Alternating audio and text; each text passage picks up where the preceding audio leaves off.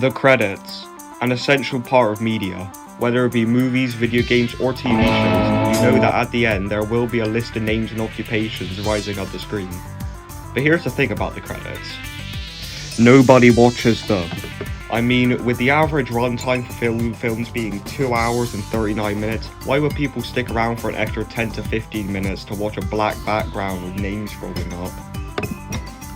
This is why whenever a game has unskippable credits, there are riots in the streets. And so, movie studios try to put little incentives to watch the credits.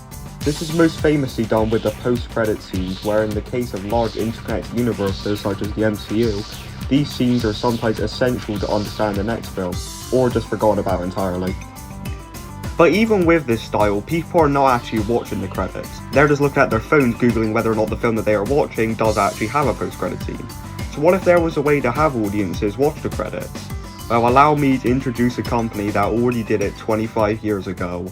Enter Pixar. Pixar revolutionized the entire animation game with the release of their first film, Toy Story, in 1995. But one thing that wasn't revolutionary about this film was the credits. Look how boring the credits are. It's just scrolling text with the title theme from the Toy Story 2 PS1 game playing in the background. So Pixar, seeing the scathing reviews for Toy Story due to the credits, decided that for their next film, A Bug's Life, they would try something very different, something that was never done before. They decided to do this. Speed, marker, action. Spinning a web of safety in less than 50. A Bug's Life had animated bloopers, something that had never been done before. And you know what? They were absolutely hilarious, and most importantly, in terms of relation to the intro, played during the credits, meaning that we actually read in the credits. Let's go. I think that we can all agree that the credits are amazing and probably the best part of this film, as, at least in my opinion, this film is pretty mid. But Pixar didn't stop making animated bloopers here. They did it again, a whopping 2 more times, which was in their next 2 films, Toy Story 2 and Monsters Inc. These films being, in my opinion, the best 2 that Pixar have ever put out, also having the best 2 credits that Pixar has ever done. The ones in these films are GOATED. I mean, Woody's constantly trolling a Buzz mercilessly slaughtering flicking Heimlich from A Bug's Life, and Mr. Potato Head putting a bunch of random objects up Mr. Potato Head's storage compartment, are the best ones to come out of Toy Story 2. But the best credits come from Monsters Inc.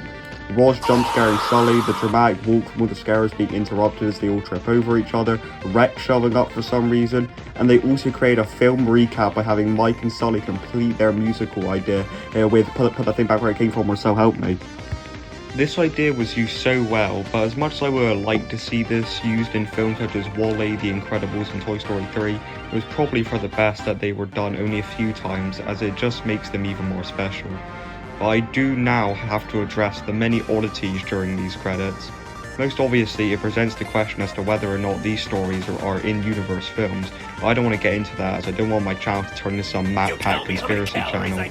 So I'd like to talk about the oddities in terms of the sizes of crossover characters in these credits. Yes, really, I am that confused about this.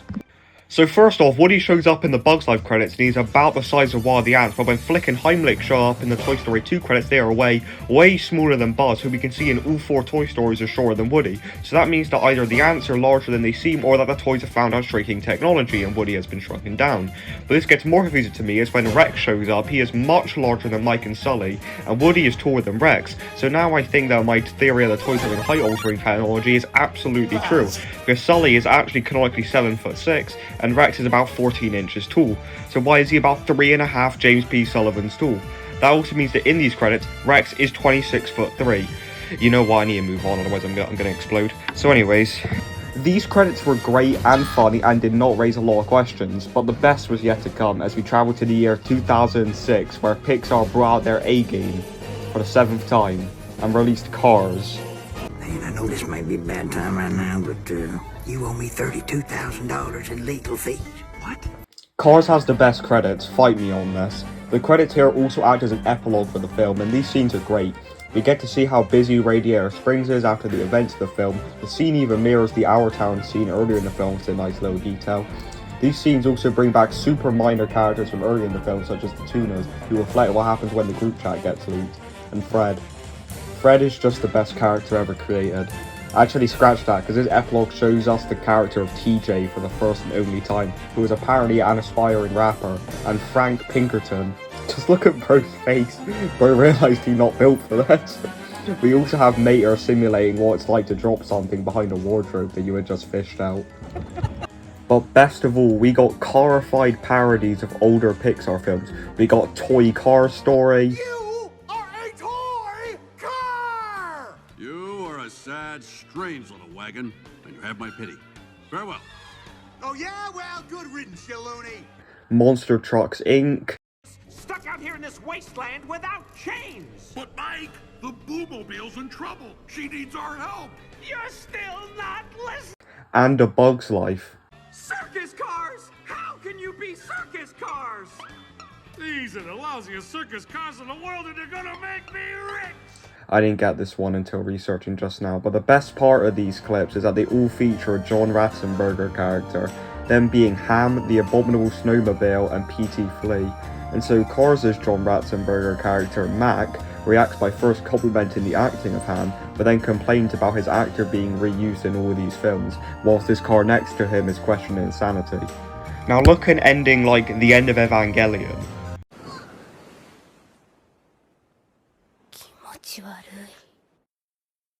Where's the credits? It just says the end.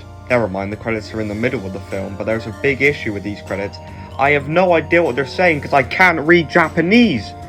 Now look at these good credits. They got a nice dedication to Joe Ranft, who co-directed and wrote the first Cars film and also voiced Red and Jerry Recycled Batteries in the film, who are both iconic characters. But now it's time for the post-credit scene, and I'm just gonna let it play out. Oh, for the love of Chrysler, can we please ask someone for directions? No! There's an on-ramp close. I know it! I can feel it!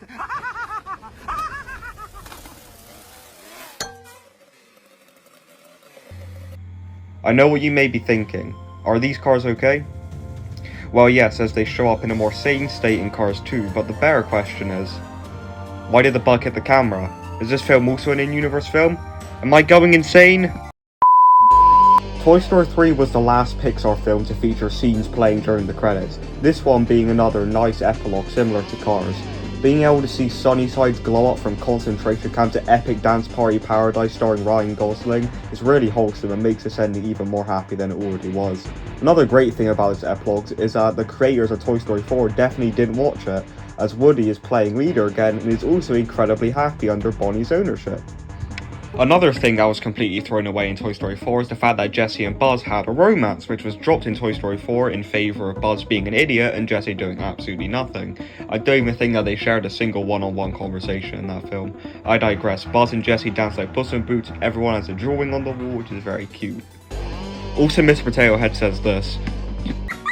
I told you kids, stay out of my butt! Overall, from 1998 to 2010, Pixar created a great, innovative way to keep the audience engaged even after the film's ending, using these clever, hilarious, and unique scenes during the credits so everyone would pay attention to the names of the deities who created these amazing films. I feel that this aspect of these films, despite their brilliance, have remained rarely talked about and have gone down as relatively obscure. I guess that this is because Pixar only attempted this in 5 films, with 2 of them being among Pixar's least fondly remembered and popular. Cars is an absolute banger though, fight me. But alas, Pixar have returned to unremarkable credits, much like with the growing amount of mediocre films being created by them. And so I leave you with this. Animated outtakes are funny, and the end of Evangelion is incredible. If you enjoyed this video, then it would be greatly appreciated if you would like, subscribe, and also comment below what you think of Pixar's old credits. Thank you for watching, and goodbye.